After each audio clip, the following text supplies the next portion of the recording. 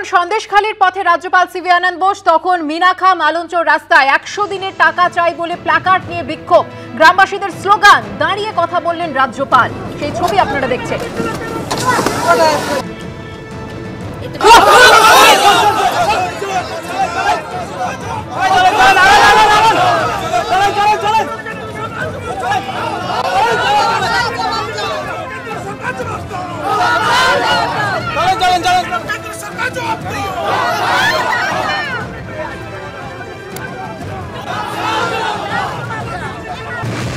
রুমা পাল আমাদের সঙ্গে রয়েছেন, আমাদের প্রতিনিধি এই মুহূর্তে। রুমা, কিছুক্ষণ আগেই কলকাতা বিমানবন্দর থেকে রওনা দিয়েছেন রাজ্যপাল সিভি আনন্দ বোস, গন্তব্য সন্দেশখালী। এখন ঠিক কোথায় রয়েছেন তিনি?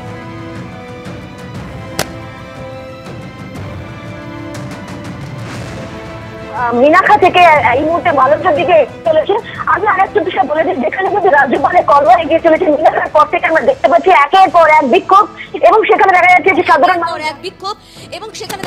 সাধারণ মানুষ দাঁড়িয়ে রয়েছে এবং তাদের বক্তব্য 100 দিনের কাজের টাকা তারা পাচ্ছেন না। এইভাবে কিন্তু বিভিন্ন জায়গায় আমরা ধাপে ধাপে সেই বিক্ষোভ দেখেছি। এক জায়গায় মিনাখা একটু যাওয়ার পর রাজ্যপালের কনভয় সেখানে আটকে গিয়েছিল, দাঁড়িয়ে পড়েছিল, জানতে চেয়েছিলেন যে কি কারণে এখানে লোকজন দাঁড়িয়ে আছে, এবং তারপর জানার পর তিনি এগিয়ে যান। এগিয়ে যাওয়ার পর এখন দেখতে পাচ্ছি যে ঠিক তোমার বলে রাখি, ঠিক মিনাখা থেকে 3টি জায়গায় দেখলাম, মিনাখার পর আরেকটি জায়গা, এবং মালঞ্চ তো আমরা দেখলাম যে সমস্ত প্ল্যাকার্ড নিয়ে তারা দাঁড়িয়ে রয়েছে এবং একদম রাস্তার দুদিকে মানুষজন রয়েছে, এবং সেখানে কিন্তু তারা রাজ্যপালের কাছে কিছু জানাবার চেষ্টা করছেন। 100 দিনের টাকা তারা পাচ্ছেন না, এমনটাই কিন্তু তাদের বক্তব্য, যেটুকু আমরা কনভয় চলার সঙ্গে সঙ্গে জানতে পেরেছি।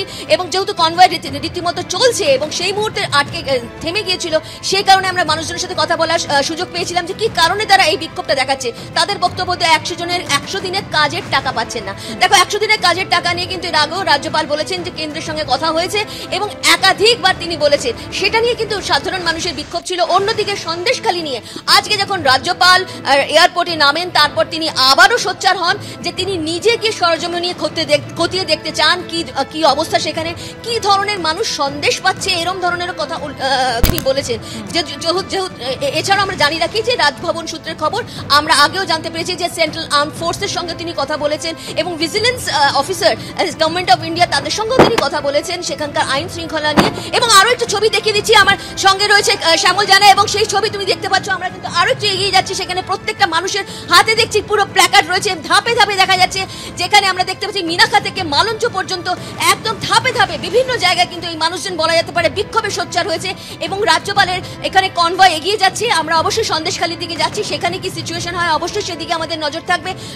মুহূর্তে মিনাখা থেকে যাওয়ার পথে কিন্তু আমরা দেখতে পাচ্ছি একেবারে রুমা, অর্থাৎ ইতিমধ্যেই রাজ্যপাল যখন সন্দেশখালীর পথে এগিয়ে চলেছেন, সন্দেশখালী জুড়ে যে আগুন চলছে গত কয়েকদিন ধরে, রাজ্যপাল যখন সেখানে পৌঁছতে চাইছেন, সেখানকার পরিস্থিতি দেখতে চাইছেন, ঠিক সেই সময় রাস্তার দুধারে যারা ভিড় করে দাঁড়িয়ে রয়েছেন তারা কিন্তু 100 দিনের কাজের টাকা পাচ্ছেন না সেই সংক্রান্ত প্ল্যাকার্ড হাতে নিয়ে কোথাও রাজ্যপালের নজরে পড়তে চাইছেন, রাজ্যপালের অ্যাটেনশন ড্র করার চেষ্টা করছেন, এবং রাস্তার দুধারে মানুষজন দাঁড়িয়ে রয়েছেন, তাদের হাতে 100 দিনের কাজের টাকা না পাওয়ার অভিযোগ সংক্রান্ত প্ল্যাকার্ড।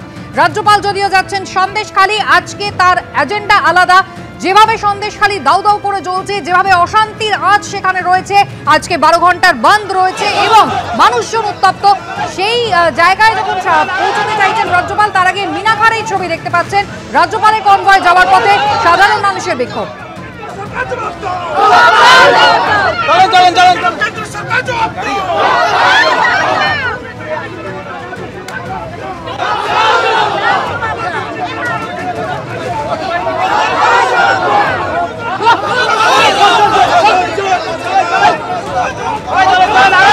রাজ্যপালের কনভয় সামনে রেখে 100 দিনের কাজের টাকার দাবিতে সরব হয়েছেন স্থানীয় মানুষজন, এবং মিনাখা অর্থাৎ রাজ্যপালের সন্দেশখালী যাওয়ার পথে তার কনভয়ের সামনে বারবারই সাধারণ মানুষের এই বিক্ষোভের চেহারাটা ধরা পড়ে, যেখানে হাতে প্ল্যাকার্ড এবং পরিষ্কার লেখা রয়েছে 100 দিনের কাজের টাকার দাবি তারা জানাচ্ছেন।